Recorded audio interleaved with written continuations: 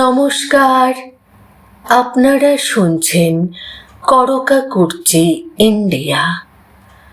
Uttam Kumar special পর্বে আজকের পর্ব। রূপলী পর্দার ইতিহাসে কিছু মুহূর্ত থাকে যা শুধু অভিনয় নয়, হয়ে ওঠে কিংবদন্তি। কিছু দৃশ্য থাকে যেখানে সংলাপের চেয়ে বেশি কথা বলে এক টুকরো নীরবতা, এক চিলতে দৃষ্টি কিংবা একটি সাধারণ কলম।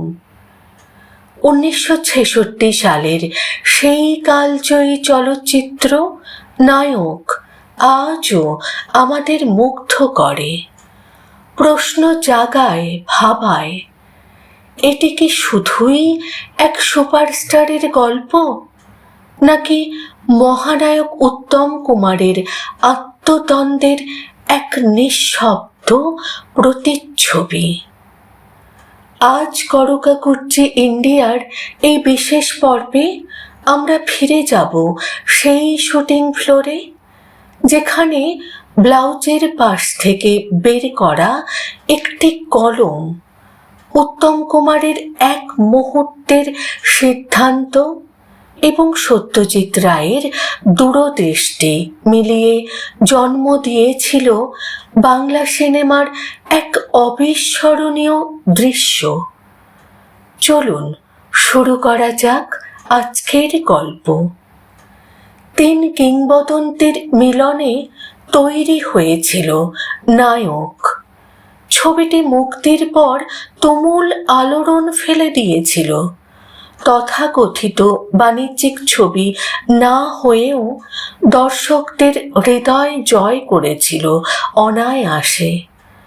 আজও চলচ্চিত্র শিক্ষার্থীদের কাছে এটি এক পাঠ্য বিষয়।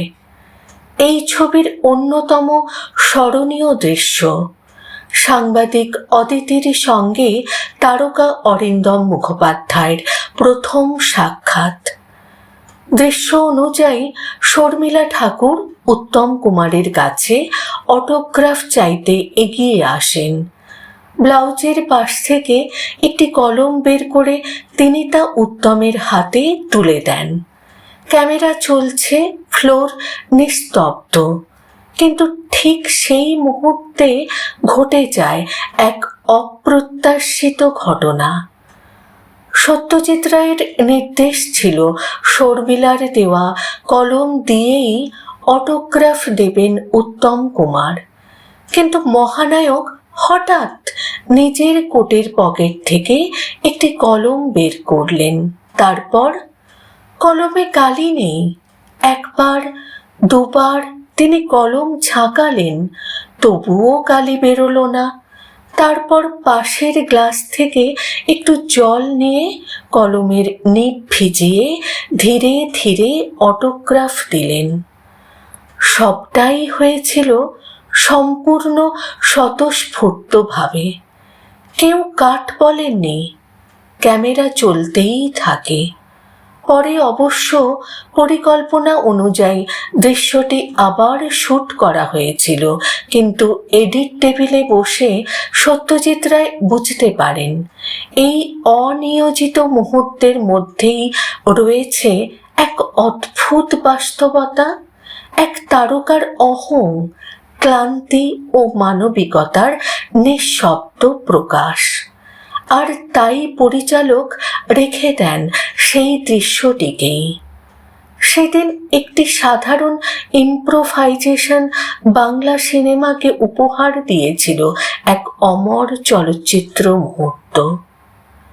একটি কলম, এক মুহূর্তের সিদ্ধান্ত আর 3 জন কিংবদন্তির সৃজনশীলতার মিলন।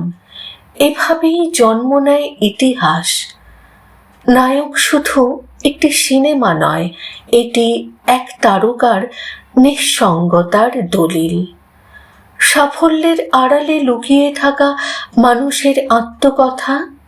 আজও যখন বড় পর্দায় উত্তম কুমারের সেই অপলক দৃষ্টি দেখি, মনে হয় মহানায়ক কখনো চলে যান না, তিনি থেকে যান তার সৃষ্টি, তার নীরবতা, তার চোখের ভাষার মধ্যেই।